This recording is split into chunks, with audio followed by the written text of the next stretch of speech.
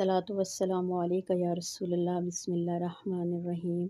अस्सलामु अलैकुम वरहमतुल्लाहि वबरकातुहू।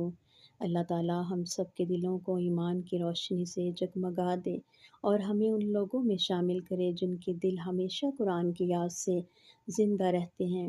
आज से अल कुरान में हम सूरह बकरा की आयत नंबर 10 पढ़ेंगे।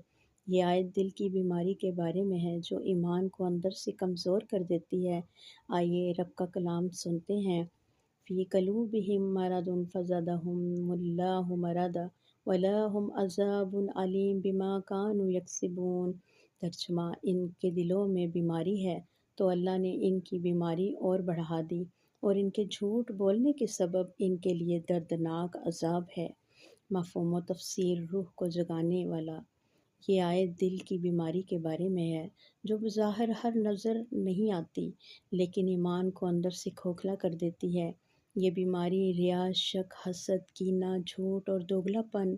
मुनाफ़िकीन के दिलों में यही बीमारियां थीं। उन्होंने ईमान का दावा किया मगर अमल इसके बरक्स था।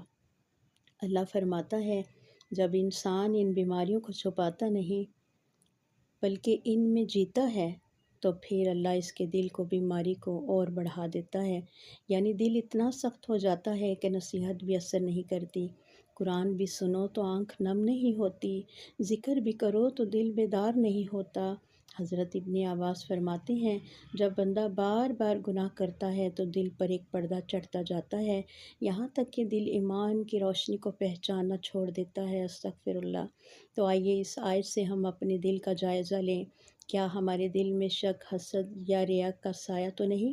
अगर है तो फ़ौरन तौबा, ज़िक्र और सच्चाई से इस दिल को पाक करें ताकि ईमान ताज़ा हो जाए और अल्लाह का नूर दोबारा चमक उठे। आखिर में दुआ है, ऐ मेरे रब, हमें दिलों की हर बीमारी को शिफा दे दे। ऐ अल्लाह, हमारे दिलों से रिया, हसद, कीना और शक को दूर फरमा।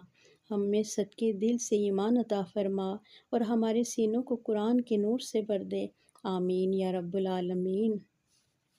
ये था ज़ियाल कुरान का 10वां सबक, दिल की बीमारियों से बचने और दिल को ईमान से भरने का पैगाम। याद रखें, ईमान कमज़ोर नहीं होता, हम खुद इसे गुनाहों से कमज़ोर कर देते हैं। आज से हम अपने दिल को पाक करने का अहद कीजिए। दिल की बीमारी और इसका रूहानी इलाज, रोज़ाना कुरान के साथ अपने दिल को बेदार कीजिए।